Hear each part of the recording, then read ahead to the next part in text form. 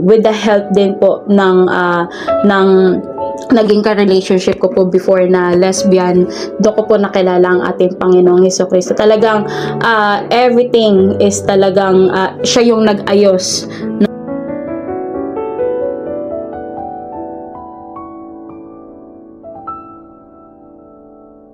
Hello, family of Christ.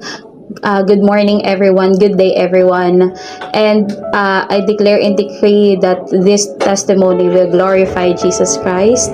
And sobrang nagpapasalamat po ako sa kabutihan ng ating Panginoong Hesukristo nung nakilala ko siya. And then through this testimony po is talagang may angat ang ating Panginoon.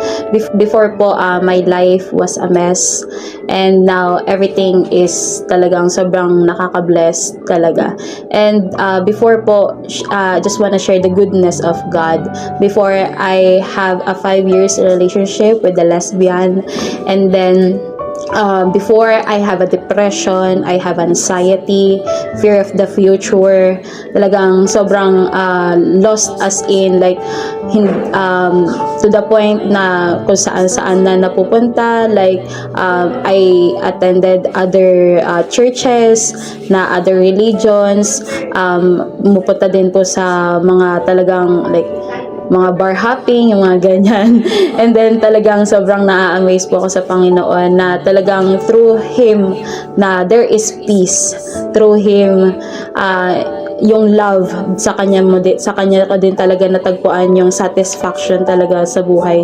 And then ayun po, sobrang nakaka-bless lang po talaga ang Lord when He encountered me. Doon ko po talaga masasabi na He encountered me, hindi ako yung nag-encounter sa kanya. Kasi nung time po na pandemic days, nung time po na depressed and anxiety po ako talaga, to the point na ayoko po na nakakarinig ng may tumataas na boses kasi parang nanginginig ako, and then tumutulo na lang bigla yung luha ko.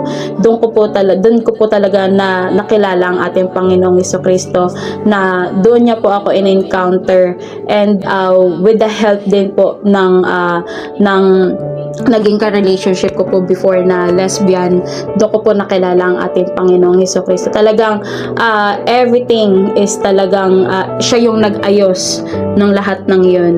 And then ngayon po, glory to God talaga is nagpapatuloy po talaga na sa paglakad sa Kanya.